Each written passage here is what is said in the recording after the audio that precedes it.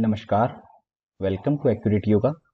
तो दोस्तों आज हम शुरू करेंगे यूजीसी नेट जेआरएफ इन योगा के अंतर्गत दिसंबर 2018 में जो पेपर हुआ था उसका 61 से 70 क्वेश्चन हम करेंगे, जो कि हमारा पार्ट 7 है। यदि आपने इससे पहले के पार्ट नहीं देखे हैं तो कृपया यूट्यूब के प्लेलिस्ट में जाकर के वहां से आप सारे के सारे पीवाईक्यूज के पार्ट देख सकते हैं। तो सबसे पहले है 61 नंबर प्रश्न, योग साधना में निम्नलिखित में से कौन से अवरोध हैं? अवरोध माने बाधा, बाधक, ऑब्स्टेकल्स जिसको हम बोलते हैं। तो बाधक तत्व कौन से हैं ये दिए गए हैं यहाँ पर। ये अगर आपने अच्छे से पढ़ा है इनको तो आपको देखते ही समझ में आ जाएगा कि ये जो है हठ प्रदीपिका से लिया गया है। हठ प्रदीपिका में साधक और बाधक तत्वों का वर्णन देखने को मिलता है। तो हम देखते हैं साधक कितने हैं और बाधक कितने हैं। अगर आपने मेरी YouTube पर उपलब्ध वीडियो को ध्यान से देखा है तो यह प्रश्न आप इजीली दे पाएंगे। 6 ही साधक तत्व है और 6 ही बाधक तत्व है। अगर हम साधक तत्वों की बात करें तो कितने हैं? 6 हैं। कौन कौन से हैं वो पता होना चाहिए। 6 साधक तत्वों की बात की जाए तो उत्साह, साहस, धैर्य, तत्व ज्ञान, दृढ़ निश्चय और जनसंग परित्याग, ये वो चीजें हैं जो आपको साधना में सहायक हैं, आगे बढ़ाते हैं। ये 6 के 6 तत्व यह हठ प्रदीपिका में कहा गया है, यही कहा गया है। इनको एज इट इज याद रखेंगे दोस्तों। फिर नेक्स्ट अगर हम बाधक तत्वों की बात करें तो बाधक तत्व जो कि ऑब्स्टेकल का कार्य करते हैं, अवरोध का कार्य करते हैं। यहाँ पर हमसे पूछा भी अवरोध गया है। तो यहाँ पर बाधक तत्व जो है अत्याहार, प्रयासश्च, प्रजल्प, नियमाग्रह, जनसंग और लोल्यम मीन्स मन की चंचलता, ये 6 तत्व बताए गए हैं। यहाँ पर दोस्तों ध्यान रखेंगे प्रयास करना भी बाधा के अंतर्गत बताया गया है। तो अगर इस तरीके से हम प्रश्नों का उत्तर देखें तो यहाँ पर अपने को अवरोध चयन करना है। एक तो अपना प्रयास हो जाएगा और प्रजल्प, ये 2 ऑप्शन अपने को यहाँ दिए गए हैं। तीसरा और चौथा जो ऑप्शन है ये दोनों जो है बाधक तत्व के अंतर्गत काउंट होंगे, प्रयास और प्रजल्प। तो 3 और 4 जहां भी है वो हमारा ऑप्शन राइट हो जाएगा। इस तरीके से हमारा ऑप्शन नंबर 4 जो है बिल्कुल राइट हो जाएगा। नेक्स्ट प्रश्न है 62 नंबर प्रश्न है, उभो तो न विजानितो नायम हंति न हन्यते, यह कथन किसका है? ये श्लोक उभो तो न विजानितो नायम हंति न हन्यते आत्मा के विषय में कहा गया है। ये मीन्स जो आत्मा को ऐसा समझते कि मर सकती है ये या इसको मारा जा सकता है, वो दोनों ही इसका सत्य नहीं जानते हैं। इस लाइन का ये अर्थ है। यह कठोपनिषद में आता है। जब नचिकेता यमराज से आत्मा विषय के बारे में चर्चा करते हैं तो यमराज उन्हें बताते हैं कि आत्मा ऐसी है कि उसे न तो कोई मार सकता है नहीं मर सकती है। और श्रीमद् भगवद गीता में भी यह आता है। वहां पर अर्जुन को आत्मा का रहस्य बताते हुए श्री कृष्ण जी कहते हैं कि ये आत्मा न तो मरने वाली और न ही मारने वाली है। तो अगर आपको ये श्लोक संख्या देखनी है दोस्तों तो आप कठोपनिषद में प्रथम वल्ली का दूसरा अध्याय 19वां श्लोक है और श्रीमद् भगवद गीता में भी दूसरे अध्याय का 19वां श्लोक है। वहां पर आप चेक कर सकते हैं। ये दोनों ग्रंथों में यह लाइन देखने को हमें मिलती है। तो हमारा प्रश्न का उत्तर क्या होगा? 1 और 3, ये हमारा उत्तर हो जाएगा। 1 और 3 अगर बात की जाए तो दूसरी जगह पर है, दूसरा ऑप्शन अपना बिल्कुल राइट हो जाएगा। नेक्स्ट है 63 नंबर प्रश्न, व्यक्तित्व की विशेषताओं में शामिल है, मीन्स पर्सनैलिटी में क्या क्या करेक्टरिस्टिक्स होते हैं। तो पर्सनैलिटी की बात की जाए तो ह्यूमन बिहेवियर की बात की जाती है पर्सनैलिटी में, और उसकी थिंकिंग की बात की जाती है कि वो थिंक क्या करता है, क्या क्या सोचता है। इसके अलावा अगर हम बात देखिए पर्सनैलिटी के रूप में तो उसके शरीर की बनावट, मीन फिजिकल ट्रेट की बात की जाती है। शरीर की बनावट कैसी है, मोटा है, पतला है, इस तरीके से बात की जाती है पर्सनैलिटी में। और उसके इमोशन की बात की जाती है। इमोशंस मीन संवेग, उसके भाव की बात की जाती है। उसकी इंटेलिजेंस हो गया, इंटेलिजेंस की बात की जाती है। और philosophy of life, philosophy of life, इन सब की बात की जाती है पर्सनैलिटी में। तो यहां पर अपने बात देखें तो व्यवहार का विशिष्ट रूप आ गया और चिंतन की विधियां, ये दोनों भी इसी में शामिल है। तो अपना ऑप्शन 1 और 2 जो है राइट होने चाहिए। 1 और 2 की बात की जाए तो ये दोनों मिलते हैं अपने ऑप्शन नंबर 2 में। तो यहाँ पर हमारा ऑप्शन भी सेकंड जो है बिल्कुल राइट हो जाएगा।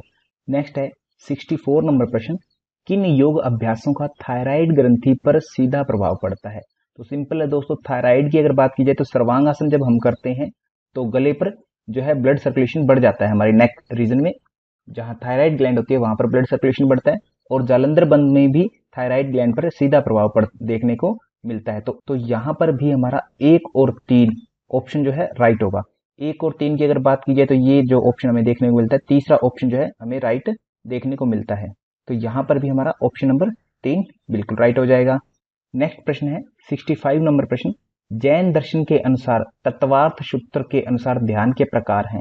तत्वार्थ सूत्र दोस्तों जैन दर्शन के अंतर्गत एक ग्रंथ है, उसमें ध्यान का वर्णन किया गया है। वहां पर ध्यान के जो है 4 प्रकार बताए गए हैं, वो 4 प्रकार क्रमशः बताए गए हैं, आप याद रखेंगे उन्हें। आर्थ, रौद्र ध्यान, धर्म ध्यान और शुक्ल ध्यान। ये 4 प्रकार के ध्यान है दोस्तों, आर्त, रौद्र, धर्म और शुक्ल। ये चारों सीक्वेंस में याद रखने हैं, कल को आपको सीक्वेंस से पूछा जा सकता है, 1, 2, 3 और 4। तो यहां पर आपको ये ध्यान रखना है कि ऑप्शन जो है आर्त का मिला है आपको और रौद्र का मिला है। ज्योति ध्यान और सूक्ष्म ध्यान की यहाँ चर्चा नहीं की गई है तत्वार्थ सूत्र में, केवल ये 4 ध्यान है। तो कल को आपको सीक्वेंस में पूछा जा सकता है, इसलिए आप याद रखेंगे। तो यहाँ पर जो है हमें 2 और 4 ऑप्शन मिला है, जो ऑप्शन नंबर 3 के अंतर्गत शामिल है, और इस तरीके से हमारा ऑप्शन नंबर 3 बिल्कुल राइट हो जाएगा। फिर हम चलते हैं आगे। 66 नंबर प्रश्न है, हठ प्रदीपिका के अनुसार ब्रह्म ग्रंथि भेदन से साधक बनता है। तो ब्रह्म ग्रंथि का भेदन कहाँ होता है वो देखना है। यह नादानुसंधान के अंतर्गत होता है, नादानुसंधान के अंतर्गत होता है। एक बात हमें पता होनी चाहिए कि ग्रंथि कितनी मानी गई शरीर में, ब्रह्मा, विष्णु और रुद्र, 3 ग्रंथियां मानी गई, ब्रह्मा, विष्णु ग्रंथि और रुद्र ग्रंथि। इस तरीके से याद रखें। ब्रह्म जो है हमारे अनाहत हृदय चक्र के आसपास, विष्णु जो है हमारे जालंधर जो जहां लगता है, मीन्स हमारे नेक रीजन के आसपास, थायराइड के आसपास, जिसे हम विशुद्धि चक्र भी बोलते हैं, विशुद्धि चक्र के आसपास। और रुद्र ग्रंथि की बात की जाए तो रुद्र मतलब भगवान शिव। रुद्र भगवान शिव की विशेष बात क्या है कि उनके पास त्रिनेत्र है, मीन्स आज्ञा चक्र में रुद्र ग्रंथि का भेदन होगा। रुद्र ग्रंथि आज्ञा चक्र से संबंधित है। अब इसको हम देखते हैं बारी बारी से। हमें पता है नादानुसंधान की 4 अवस्थाएं हैं, जिसमें पहली अवस्था क्या है, आरंभ अवस्था है, आरंभ अवस्था है, ठीक है। दूसरी जो है घटावस्था है, घटावस्था है। तीसरी परिचय अवस्था कही गई है, परिचय अवस्था। और चौथी जो है निष्पत्ति अवस्था कही जाती है, निष्पत्ति अवस्था कही जाती है। यहाँ पर आरंभ अवस्था की अगर हम बात करें तो आरंभ अवस्था में क्या होता है, झण झण मीन्स कणक की आवाज आती है, झण झण यानी कणक। अगर संस्कृत में बात करें तो कणक की साउंड आती है, साउंड आती है कणक की। और इसमें साधक के साथ होता क्या क्या, कैसा बनता है साधक, इसमें सबसे पहले ग्रंथि का भेदन होता है। पहली ग्रंथि जो है ब्रह्म ग्रंथि, ब्रह्म ग्रंथि का भेदन होगा। और साधक की कंडीशन कैसी कैसी हो जाएगी वो भी हमें जानना है। ब्रह्म ग्रंथि का भेदन होगा और उसको दिव्य देह की प्राप्ति होगी। सब दिव्य दिव्य होता है, दिव्य देह, दिव्य गंध आती है, उसे तेजस्वी बन जाता है, तेजस्वी बनता है।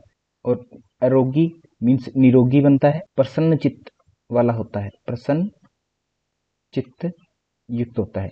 ये सारी कंडीशंस उसमें घटित होती है।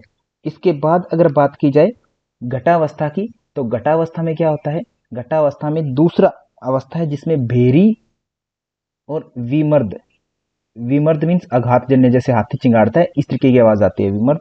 इसके साथ में उसकी कंडीशन जो होती है क्या क्या हो जाती है, ज्ञानी और देवतुल्य, देवतुल्य हो जाता है। और इसमें अगर ग्रंथि भेदन की बात की जाए तो घटावस्था में जो है आपकी विष्णु ग्रंथि का भेदन होता है, विष्णु ग्रंथि का भेदन होता है। इसके बाद में है तीसरी अवस्था परिचय अवस्था, जिसमें किसी ग्रंथि का भेदन नहीं होता। और इसमें जो साउंड आती है वो कैसी आती है, मर्दल, मर्दल मीन्स ढोल की आवाज आती है, मर्दल ढोल की आवाज आती है। और लाभ क्या क्या होता है यहाँ पर, दोष दुख, दोष दुख और जरा व्याधि, क्षुधा निद्रा पर विजय प्राप्त है। क्षुधा का मतलब क्या है, भूख से, है ना, भूख प्यास पर, और निद्रा पर विजय प्राप्त है। जरा मीन्स बुढ़ापा, ओके। और किसी ग्रंथि का इसमें भेद नहीं होता निष्पत्ति अवस्था में। इसके बाद की बात की जाए निष्पत्ति अवस्था की, तो निष्पत्ति अवस्था में क्या होता है, निष्पत्ति अवस्था अंतिम अवस्था है जिसमें अंतिम ग्रंथि रुद्र ग्रंथि, जो रुद्र ग्रंथि है उसका भेदन होता है। और यहाँ पर साधक जो होता है राजयोग संज्ञा वाला हो जाता है, राजयोग संज्ञा, और सृष्टि का संहार करने में समर्थ हो जाता है, सृष्टि का संहार करता, संहार और कर्ता के रूप में स्थित हो जाता है। और ईश्वर तुल्य हो जाता है, ईश्वर तुल्य बन जाता है, ईश्वर तुल्य बन जाता है। और यहाँ पर अगर ध्वनि की बात की जाए तो ध्वनि जो है वीणा के सदृश आती है, वीणा के सदृश ध्वनि आती है। तो यहाँ पर दोस्तों अपने को क्या दिया गया था, ब्रह्म ग्रंथि भेदन पूछा था। तो ब्रह्म ग्रंथि भेदन तो यहीं पर उत्तर मिल गया, परंतु हमें जो है क्वेश्चन को हर बार डीपली डिस्कस करना जरूरी होता है। जितना हम डेप्थ में डिस्कस कर लेंगे, अगली बार हमारा जो प्रश्न पूछा जाएगा उतना हमारे लिए इजी रहेगा। तो यहाँ पर ब्रह्म ग्रंथि से साधक क्या होगा सर, हमारा दिव्य देह वाला हो रहा है, दिव्य गंध वाला हो रहा है, तेजस्वी हो रहा है, आरोगी हो रहा है और प्रसन्न चित्त हो रहा है। तो अब हमसे ऑप्शन में चूज करना है, इसमें ऑप्शन हमारा कौन सा बेस्ट रहेगा। तो यहाँ पर अपने को ओजस्वी वर्ड दिया, मीन्स तेजस्वी का मतलब ओजस्वी हो गया, एक ये हो जाएगा। और आरोगी ऑप्शन दिया है हमें, आरोगी मीन्स निरोगी, ये ऑप्शन हो गया। बुद्धिमान और सदाचारी की बात यहाँ पर नहीं हुई है, तो 1 और 2 जो है हमारा राइट आंसर होगा, मीन्स ऑप्शन नंबर 1 जो है वो हमारा राइट आंसर हो जाएगा इस प्रश्न के लिए। फिर हम चलते हैं नेक्स्ट प्रश्न पर। 67 नंबर प्रश्न है, योग अभ्यासी के लिए मिताहार का सुझाव दिया जाता है। हाँ बिल्कुल सत्य बात है कि योगाभ्यास करते समय हमेशा मिताहार करने के लिए कहा जाता है कि मिताहार आवश्यक चीज है। उसके बाद में मिताहार का अर्थ होता है 1/3 उदर को खाली रखना, जो योग साधना में सहायक होता है। तो 1/3 उदर को खाली रखने की बात नहीं कही जाती है, मिताहार के बारे में कहा जाता है कि सुस्निग्धम मधुरहारश्च चतुर्थांश विवर्जित है भुज्यते शिव संप्रीत्य मिताहार स उच्यते। मीन्स चतुर्थ अंश जो होता है उससे विवर्जित करने की बात की जाती है, चौथा हिस्सा खाली रखना, ना कि तीसरा हिस्सा। तो हमारा रीजन जो है वो करेक्ट नहीं है, रीजन हमारा रॉन्ग है। मीन्स यहाँ पर हमारे प्रश्न का जो उत्तर होना चाहिए वो क्या होगा, ए ओनली ट्रू है और बाकी सब गलत है, ए सही है और आर गलत है। मीन्स हमारा ऑप्शन नंबर 1 जो दिया है हमें वह सेंटेंस पूरी तरह से सही होगा। 68 नंबर प्रश्न है, 5 यमों को महाव्रत के रूप में जाना जाता है।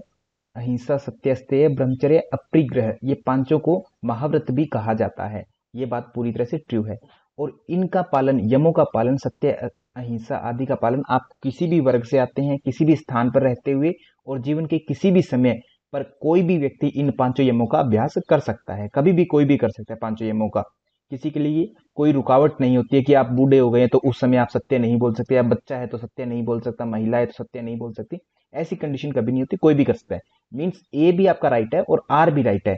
और आर जो है ए की व्याख्या भी पूरी तरह से फुलफिल कर रही है, मीन्स यमों को ही एक्सप्लेन किया जा रहा है नीचे। तो ए और आर दोनों ट्रू है और दोनों की व्याख्या भी बिल्कुल पूरी तरह से सत्य है। तो इस तरीके से हमारा ऑप्शन जो है थर्ड पूरी तरह से राइट हो जाएगा। यहाँ पर ऑप्शन नंबर थर्ड जो है हमारा ट्रू होगा। 69 नंबर प्रश्न दिया है, एक भक्ति योगी सभी प्राणियों के प्रति प्रेम भाव रखता है।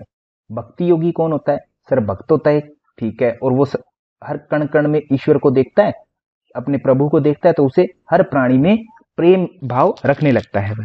उसके बाद में अगर बात की जाए दूसरी लाइन की, जो रीजन दिया है, जो व्यक्ति सभी प्राणियों के साथ प्रेम भावना, मित्रता, करुणा तथा क्षमाशीलता रखता है वह भगवान का प्रिय होता है। ये भी बात सत्य है, ये भी हमें भगवद गीता में देखने को मिलती है कि जो सभी के प्रति प्रेम रखेगा उसके प्रति भगवान जो है प्रेम रखते हैं, ये भी सत्य है। तो ए और आर दोनों लाइनें हमारी बिल्कुल सत्य है, यहाँ पर इसमें कोई डाउट नहीं है, और दोनों की व्याख्या भी हमारी सत्य है। इसीलिए तो भक्ति योग जो करता है साधक, भक्त पर ईश्वर की कृपा बनी रहती है। तो ए और आर दोनों सही है और आर ए की व्याख्या भी बिल्कुल सही है। नेक्स्ट प्रश्न पर चलते हैं। 70 नंबर प्रश्न है, दो विपरीत उद्देश्यों के बीच संघर्ष कुंठा का प्रमुख स्रोत होता है। कुंठा मीन्स फ्रस्ट्रेशन। फ्रस्ट्रेशन कब आती है आप में, जब फ्रस्ट्रेशन की बात आपने अगर पढ़ी हो साइकोलॉजी में, तो वहां कहा गया कि जब आप दो स्थितियों के बीच में फंसे होते हैं, दो स्थितियों के बीच में फंसे होते हैं और उनमें से एक को चयन करना होता है। जब एक को चूज करते हैं कि मैं ये कर लेता हूं, तो दूसरी जो है दब जाती है चीज। तो जब दूसरी दबती है तो फिर वो उभर करके फ्रस्ट्रेशन के रूप में सामने आती है। जैसे मान लीजिए कि कई बार आपको कहा जाता है आपका इंटरेस्ट है नॉन मेडिकल पढ़ने में, और आपको धक्के से फोर्सफुली योगा पढ़ा दिया है माता पिता ने या किसी समाज के किसी अंग विशेष ने कह करके। तो जब है आपके अंदर जो इच्छा दबी हुई थी नॉन मेडिकल करने की, वो फ्रस्ट्रेशन के रूप में आगे आ जाएगी कि मैं योग पढ़ूंगा ही नहीं, है ना। आप फेल हो सकते हैं, या आप जीवन में जितनी प्रगति शायद आप नॉन मेडिकल में जाकर के करते उतना योग में न करें। तो ऐसी फ्रस्ट्रेशन मीन्स फ्रस्ट्रेशन निकलती है। तो दो उद्देश्य थे आपके पास, उनमें से एक को चूज किया तो एक जो है निरुद्ध हो गया, इसलिए आप में फ्रस्ट्रेशन आया। तो ये चीज जो है मुख्य कारण क्या है फ्रस्ट्रेशन का, दो कंडीशन में से एक को चूज करना, वो अपना फ्रस्ट्रेशन का मुख्य कारण होता है। तो यहां आगे कहा गया जब दो उद्देश्यों के बीच संघर्ष होता है, मीन्स दो उद्देश्य सेम है और दोनों में से हमें समझ नहीं आ रही कि कौन सा चुने या कौन सा न चुने, तो एक उद्देश्य की संतुष्टि होती है। एक उद्देश्य को तो हम पूरा कर लेते हैं, एक चूज कर लिया, बट दूसरा जो होता है उद्देश्य वो हम पूरा नहीं कर पाते, क्योंकि एक समय पर एक ही काम कर सकते हैं। तो दूसरे उद्देश्य को कुंठा हो जाती है, मीन्स दूसरा उद्देश्य जो होता है ये फ्रस्ट्रेट हो जाते हैं, ये जो होता है हमारा दब जाता है। तो इस तरीके से रीजन भी हमारा बिल्कुल राइट है।